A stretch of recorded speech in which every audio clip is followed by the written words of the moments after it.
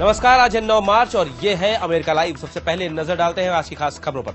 महिलाओं के अधिकारों पर अमेरिकी विदेश मंत्रालय का खास कार्यक्रम, इसमें शामिल बीजेपी की युवा नेता वाणी त्रिपाठी से खास बातचीत। अमेरिकी रक्षा मंत्री रॉबर्ट गेट्स पहुंचे काबुल, कहा ईरान अफगानिस्तान में चल रहा है दोहरी चाल। और इराक में मतों की गिनती शुरू, अधिकारियों ने कहा 55 से 60% लोगों ने किया मतदान। वॉशिंगटन डीसी से मैं हूं वॉइस ऑफ अमेरिका का अमित श्रीवास्तव। अब खबरें विस्तार से। राजनीति में महिलाओं के स्थान पर चर्चा के लिए अमेरिकी विदेश मंत्रालय ने कुछ देशों से युवा महिला नेताओं को एक कार्यक्रम के तहत अमेरिका बुलाया है। भारतीय जनता युवा मोर्चा की राष्ट्रीय सचिव वाणी त्रिपाठी भी इस कार्यक्रम में शामिल हैं। संवाददाता अंशुमन आपटे ने वाणी से महिलाओं के 33% आरक्षण विधेयक के बारे में पूछा।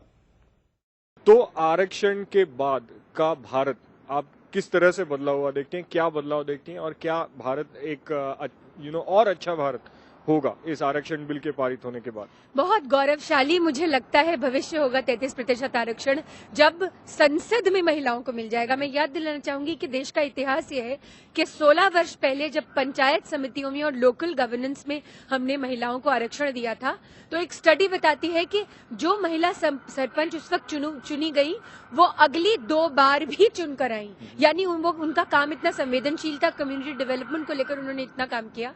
और वो राष्ट्र जो झांसी की रानी के लिए जाना जाता हो, जो रानी चेन्नम्मा के लिए जाना जाता हो और इतनी बड़ी विमेन लीडर्स के लिए जाना जाता हो, जब वो राष्ट्र उठकर 33% आरक्षण महिलाओं को देगा तो वो एक मैसेज होगा पूरे विश्व के लिए। इस कार्यक्रम से आप जब वापस जाएंगे तो क्या चीजें लेकर जा रही हैं यहाँ से?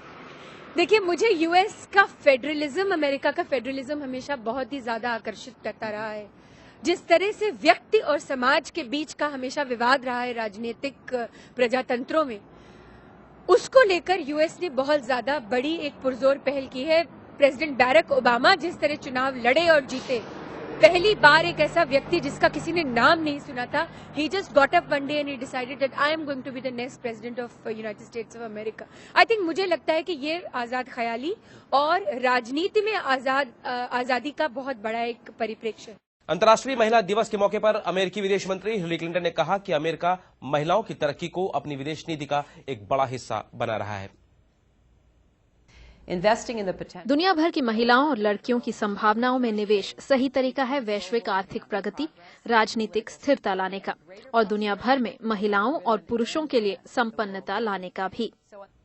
अमेरिकी रक्षा मंत्री रॉबर्ट गेट्स कल अचानक काबुल पहुंचे और राष्ट्रपति करजाई के साथ उन्होंने मुलाकात की। पिछले दिनों अमेरिकी और नेटो सेनाओं ने मार्जा को तालिबानियों से मुक्त कराया है। विदेश मंत्री गेट्स वहां भी गए ताकि सेना की सफलता को देखकर आगे की रणनीति बनाई जा सके। ईरान के राष्ट्रपति महमूद अहमदीनेजाद को भी कल ही अफगानिस्तान आना था, लेकिन ईरान की सरकारी मीडिया के हिसाब से उनके दौरे को टाल दिया गया।